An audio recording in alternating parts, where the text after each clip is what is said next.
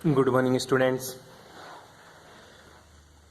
अच्छा, ये पढ़ा था लास्ट क्लास में, जल में विलेयता किसकी ज्यादा, NH3 का। तो क्वेश्चन क्या पूछ लेता है, NH3 जल में घुलता है जबकि PH3 नहीं। हालांकि घुलता है लेकिन इसके लिए तो क्या आंसर देगा, NH3 हैव हाइड्रोजन बॉन्डिंग। ठीक है, नाइट्रोजन में जो नाइट्रोजन NH3 वो क्या रखता है, मेरी हाइड्रोजन बंधे बनाता है, इसलिए NH3 जल में घुलता, PH3 जल में घुलता नहीं है। कर लेगा। अब आगे चलते हैं अपन दूसरी प्रॉपर्टीज। ठीक है, एक तो करी ली थी ना पिछली क्लास में, कौन सी क्लास में पढ़ी थी पिछली क्लास में, हाइड्रोजन के प्रति क्रियाशीलता वाली। दूसरी जो पढ़ेंगे आज बेटा वो पढ़ेंगे क्षारीय गुण। कौन सी पढ़ेगा तू, क्षारीय गुण, क्षारीय गुण। ठीक है, बेसिक प्रॉपर्टी बता। क्षारीय गुण पढ़ेंगे किसका, वही NH3 वाला। ठीक है, हाइड्रोजन की प्रतिक्रियाशीलता में देख ले, हाइड्रोजन की प्रतिक्रियाशीलता में पहला पॉइंट लगा लेना, ए और एप्पल जल में विलेयता। हाइड्रोजन की प्रतिक्रियाशीलता में पहला पॉइंट, ए और एप्पल जल में विलेयता। B for base, B for base. ठीक है, बेस ही रखना, बी फोर बेस। क्षारीय गुण, जो क्षारीय गुण होते हैं ना वो कैसे होते हैं, किसके, वो तेरे हाइड्राइड के, NH3 PH3।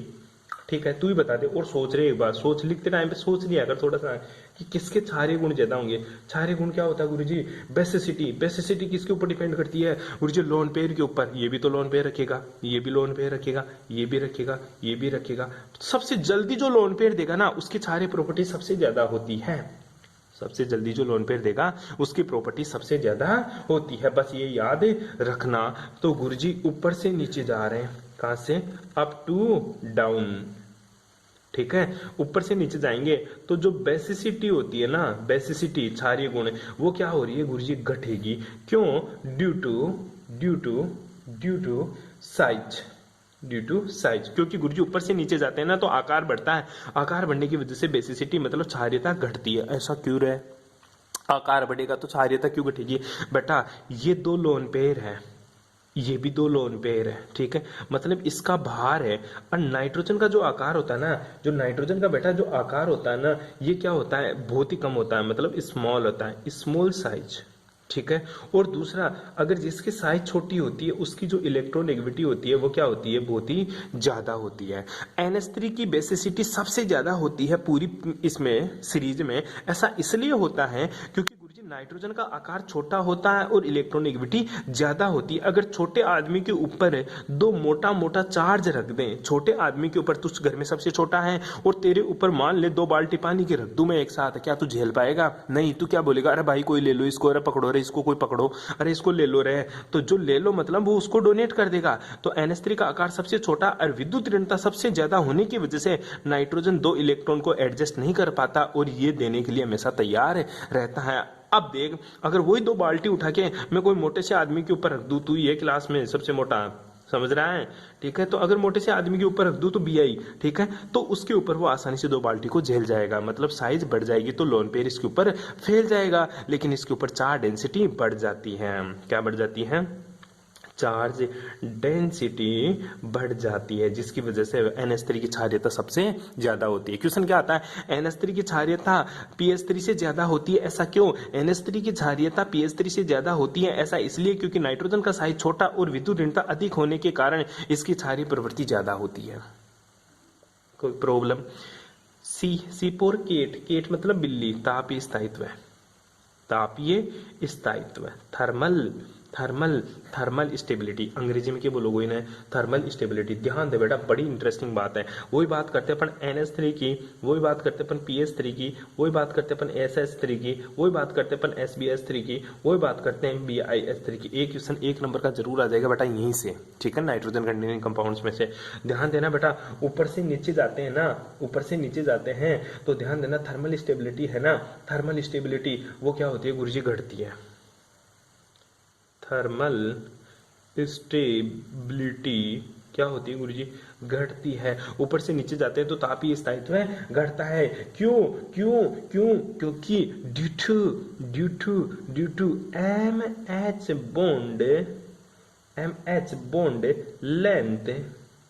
MH bond length increase. अब एमएच बॉन्ड लेंथ इंक्रीज क्यों होती है? इसलिए due to size increase, due to size increase. ध्यान दे बेटा, नाइट्रोजन और हाइड्रोजन के बीच में यहां बॉन्ड क्या रहेगा? स्ट्रॉन्ग रहेगा। नाइट्रोजन और हाइड्रोजन के बीच में बॉन्ड क्या रहेगा? स्ट्रॉन्ग रहेगा। क्यों? क्योंकि गुरुजी इसका साइज और इसका साइज क्या है? बराबर का है। दोनों का साइज क्या है बेटा? बराबर का है। जितना ये है उतना ही ये है, ठीक है। ये 5 साल का है, ये 3 साल का भी नहीं है, तब तो गलत हो जाएगा। गुरुजी ये तो है ना, ये बंदा तो 18 साल का है, 21 साल का है। कितने साल का?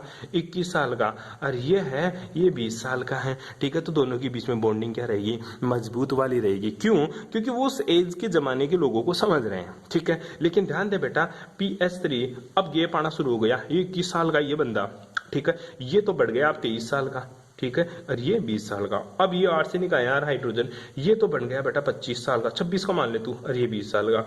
SBH ये बन गया गुरुजी 30 साल का, और ये कितना? वही गुरुजी 20 ही साल का बीबी, ठीक है। और ये है तेरा BI, और ये है, ये 40 साल का हो गया, और ये 20 साल का। बता स्ट्रॉन्ग बॉन्डिंग किसके बीच में होगी? गुरुजी इन दोनों के बीच में होगी स्ट्रॉन्ग बॉन्डिंग। इनके बीच में सबसे कमजोर बॉन्डिंग होगी, इसलिए ये बॉन्ड जल्दी टूट जाएगा। जल्दी टूट जाएगा तो तेरे को थोड़ी सी एनर्जी, थर्मल, थर्मल मतलब ताप, ताप मतलब थोड़ा सा ताप देते ये बॉन्डिंग टूट जाएगी। पर ये बॉन्डिंग को तोड़ने के लिए तेरे को बहुत ज्यादा ताप देना पड़ेगा। क्यों? Due to MH bond length, इन दोनों की जो बॉन्ड लेंथ है वो सबसे कम होगी, फिर इनकी और बढ़ेगी, फिर इनके बीच में और बढ़ेगी, फिर इनके बीच में और बढ़ेंगे, और इनके बीच में तो बहुत बड़ा फासला बढ़ जाएगा, क्योंकि ये मोटा सारा है, ये छोटा सारा, तो दोनों के बीच में बॉन्ड लेंथ बढ़ जाती है। बॉन्ड लेंथ क्यों बढ़ती है? क्योंकि एक का साइज बड़ा है, दूसरे का साइज क्या? छोटा, इसलिए इसकी बॉन्ड लेंथ बढ़ने की वजह से थर्मल स्टेबिलिटी इसकी घट जाती है। थोड़ा सा ताप दो टूट जाएगा, थोड़ा सा प्रलोभन दो और बीच में क्या हो जाएगा? ब्रेकअप हो जाएगा, ठीक है जी।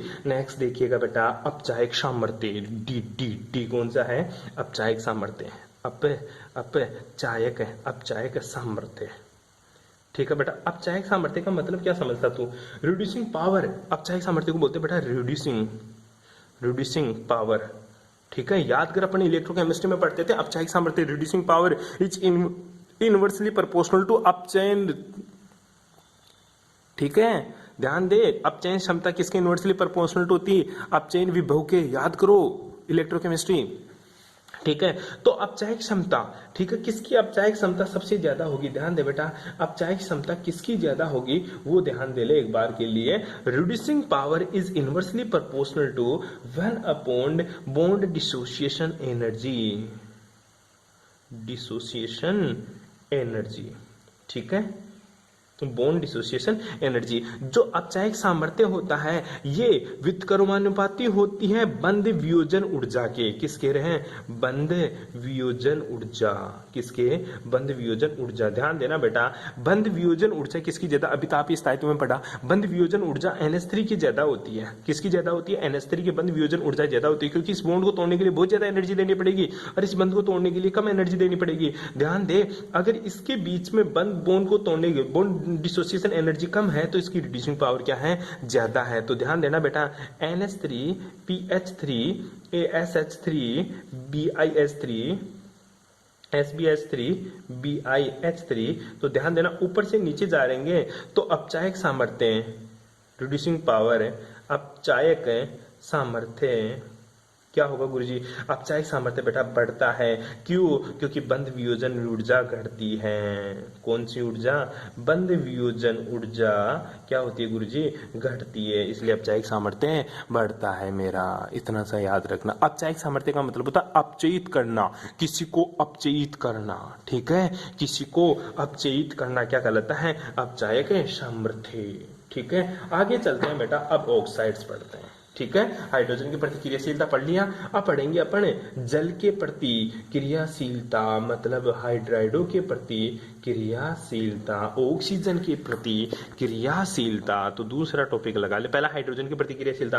हाइड्रोजन की प्रतिक्रियाशीलता में तूने पढ़ा क्षारीय प्रवृत्ति, ठीक है। क्या पढ़ा बेटा? क्षारीय प्रवृत्ति। उससे पहले तूने क्या पढ़ा था? हाइड्रोजन की प्रतिक्रियाशीलता में उसका जल में विलेयता। पहला पॉइंट पढ़ा था जल में विलेयता, फिर पढ़ा क्षारीय प्रवृत्ति, फिर पढ़ा तूने तापीय स्थायित्व, फिर पढ़ा तूने अपचायक सामर्थ्य। अब पढ़ेगा तू दूसरा टॉपिक कौन सा है? ऑक्सीजन की प्रतिक्रियाशीलता। ऑक्सीजन की प्रति क्रियाशीलता। आ जाओ अब ऑक्सीजन के साथ साथ बॉन्ड बनाएगा, कौन है? नाइट्रोजन वाले तत्व है। कौन बनाएगा बेटा? नाइट्रोजन के तत्व। ध्यान देना, दो प्रकार के ऑक्साइड बनाते हैं नाइट्रोजन, ग्रुप 15। अरे काला तू काम ही नहीं कर रहा आज, ठीक है, ठीक है, ग्रुप है 15। ये नाइट्रोजन के साथ दो प्रकार के ऑक्साइड बनाता है बेटा। पहला किस टाइप का ऑक्साइड बनाता है? अगर नाइट्रोजन फैमिली को मैं ई एलिमेंट से दिखा दूं तो जो पहला प्रकार का जो ऑक्साइड बनाता है वो बनाता है गुरुजी E2O3 वाला, और दूसरा जो ऑक्साइड बनाता है वो बनाता है E2O5 वाला। कौन सा बनाता है बेटा? E2O3 और E2O5 दो प्रकार के ऑक्साइड बनाते हैं, ठीक है। तत्व की उच्च ऑक्सीकरण अवस्था का ऑक्साइड निम्न ऑक्सीकरण अवस्था के ऑक्साइडों की तुलना में अधिक अम्लीय होता है। ध्यान देना बेटा, एक चीज यहाँ पे लिख लेना कहीं पे भी, जो अम्लीयता होती है ना, अम्लीयता कहीं पे भी ध्यान दे लेना, अम्लीयता होती है ना, ये डायरेक्टली प्रोपोर्शनल टू होती है ऑक्सीडेशन स्टेट, ठीक है। ये तेरी जिंदगी में जहां पे भी तुझे एसिडिटी का ऑर्डर निकालने को मिले, IIT, NEET, JEE, DU, BHU, RU, CU, कहीं पे भी, वहां पे तू acidity is directly proportional to oxidation state लगा देना। किसके लिए? ओनली फॉर ऑक्साइडों के लिए। अगर जैसे जिस कंपाउंड्स के साथ ऑक्सीजन जुड़ा हुआ है ना, वहां पे ऑक्साइडों के ऊपर निर्भर करती है तेरी ऑक्सीडेशन स्टेट, ठीक है। और ऑक्सीडेशन स्टेट बढ़ने पर उसकी एसिडिटी बढ़ती है, ठीक है। आई बात समझ में? अरे बैठ रहा है मुझे। तो इसकी पहली प्रॉपर्टीज अपन पढ़ते हैं, अम्लीयता, हाइड्राइडो की अम्लीयता, ठीक है, अम्लीयता, ठीक है, एपोर एपल, ठीक है। अम्लीयता की बात करें तो ध्यान देना बेटा, जो हाइड्राइडो की अम्लीयता होती है वो किस पे डिपेंड करती है गुरुजी? अम्लीयता, अम्लीयता is directly proportional to, acidity is directly proportional to oxidation state of a center atom, ठीक है। सेंटर एटम की ऑक्सीकरण अवस्था के ऊपर निर्भर करती है। किसकी? एसिडिटी। क्या निर्भर करती है बेटा? एसिडिटी। तो ध्यान देना, वर्ग में ऊपर से नीचे जाने पर ऑक्सीकरण अम्लीय गुण घटते हैं। वर्ग में ऊपर से नीचे जाने पर क्या होते हैं? अम्लीय गुण घटते हैं। क्यों? क्योंकि नाइट्रोजन और फास्फोरस से कौन से तत्व बनाते हैं बेटा? E2O5 के ऑक्साइड बनाते हैं, जबकि जो आर्सेनिक और बिस्मिथ के ऑक्साइड होते हैं ना, वो क्या होते हैं? उभयधर्मी। और जो तेरा लास्ट वाला धातु का जो ऑक्साइड होता है ना, वो क्या होता है तेरा? वो गुरुजी होता है मेरा प्रबल क्षारीय। क्या होता है बेटा? प्रबल क्षारीय। तो देख ले एक बार, एक छोटा सा एग्जांपल लेके चलता हूं मैं। जो N2O3, कौन सा? N2O3। दूसरा मैंने बोला P2O3, ठीक है। तीसरा मैंने बोला AS2O3।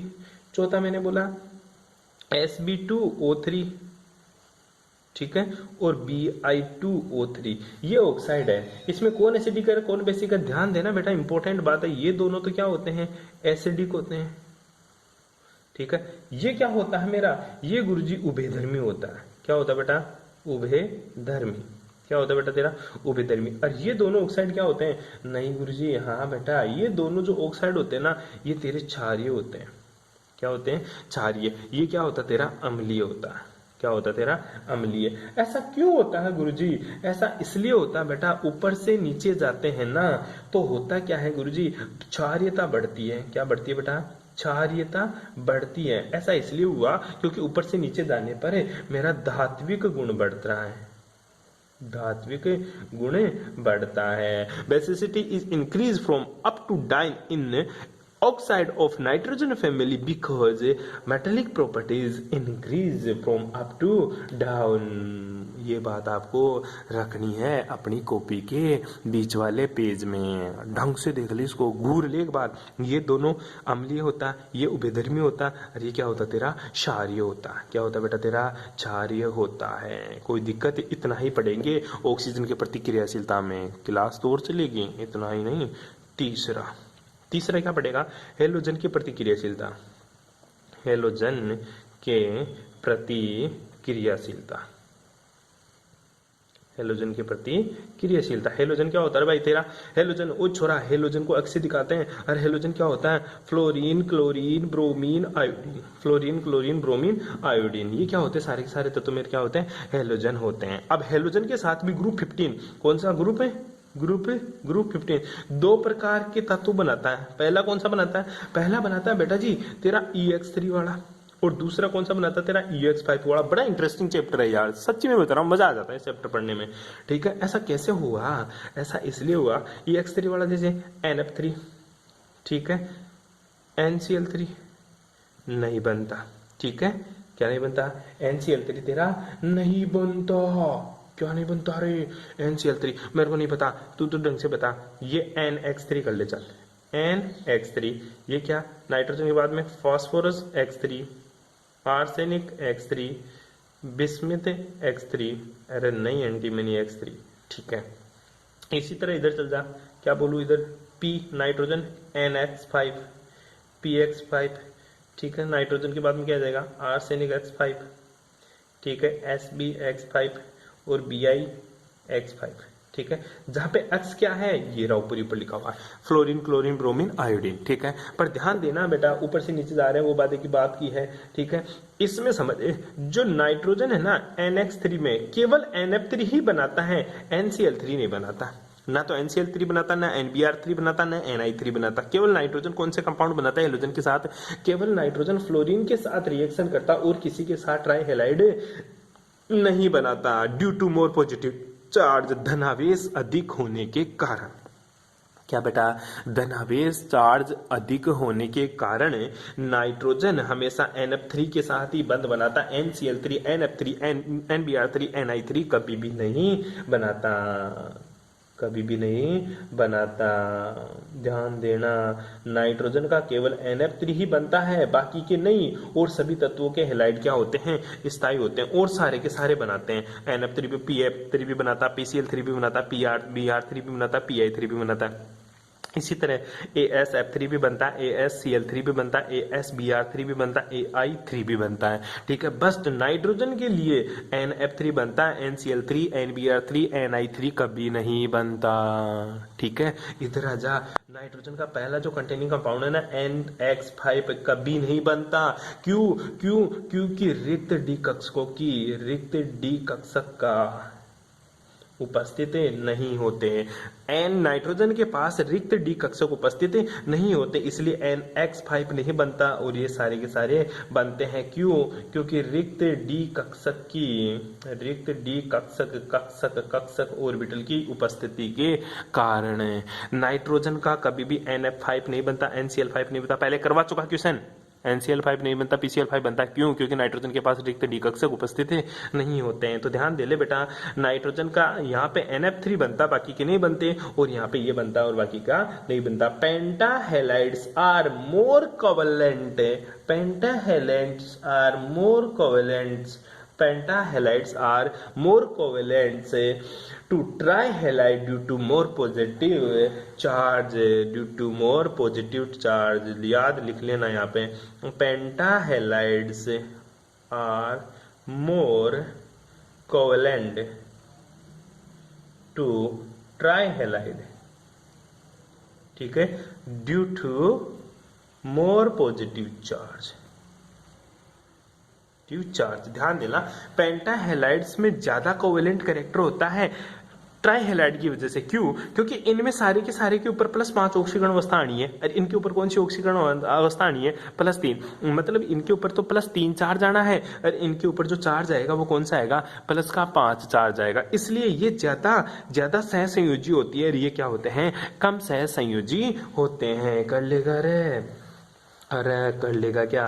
पेंटाहेलाइड ट्राईहेलाइड की तुलना में अधिक क्या होते हैं? सहसंयोजी होते हैं। क्योंकि फजांस का नियम यही तो बोलता था बेटा, फजांस का नियम क्या बोलता था? क्योंकि गुरुजी फजांस का नियम ये बात बोलता था कि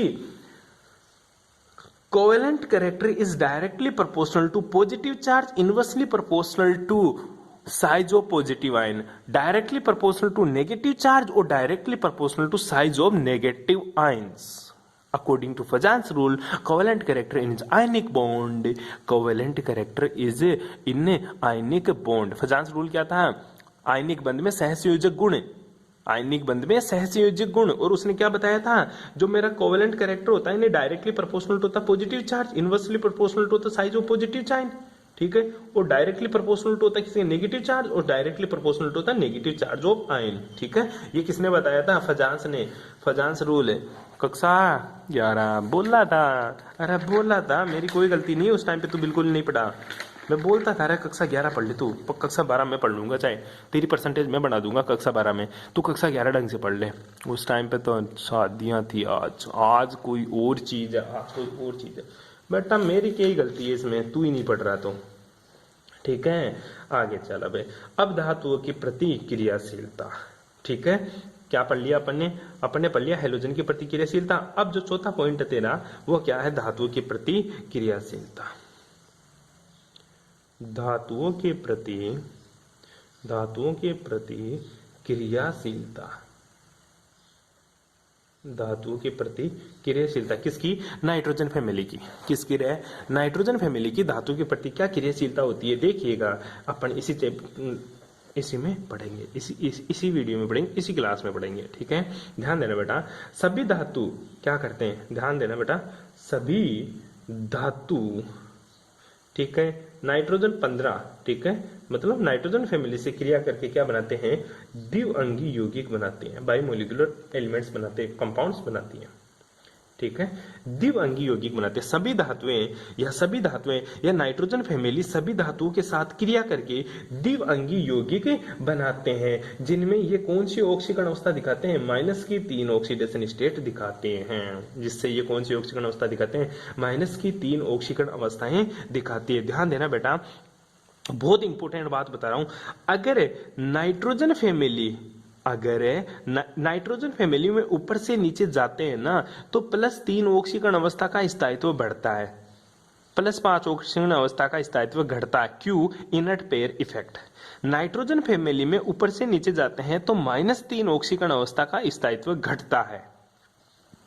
किसका, -3 का। क्यों, क्योंकि सर नाइट्रोजन फैमिली में ऊपर से नीचे जाएगा तो नाइट्रोजन और फास्फोरस क्या होते हैं मेरे, अधातु, फिर आ जाएंगे उपधातु, और फिर क्या आ जाएगा मेरा, धातु। तो नाइट्रोजन फैमिली में ऊपर से नीचे जाते हैं तो धात्विक गुण बढ़ता है, जिसकी वजह से माइनस ऑक्सीकरण अवस्था का स्थायित्व घटता है। लेकिन बेटा ये चीज यहां देखना, धातुओं की प्रतिक्रियाशीलता, अब नाइट्रोजन फैमिली धातुओं के साथ रिएक्शन कर रही है, तो धातुओं के साथ रिएक्शन करने की वजह से -3 ऑक्सीकरण अवस्था का स्थायित्व बढ़ता है, -3 ऑक्सीकरण अवस्था का स्थायित्व बढ़ता है।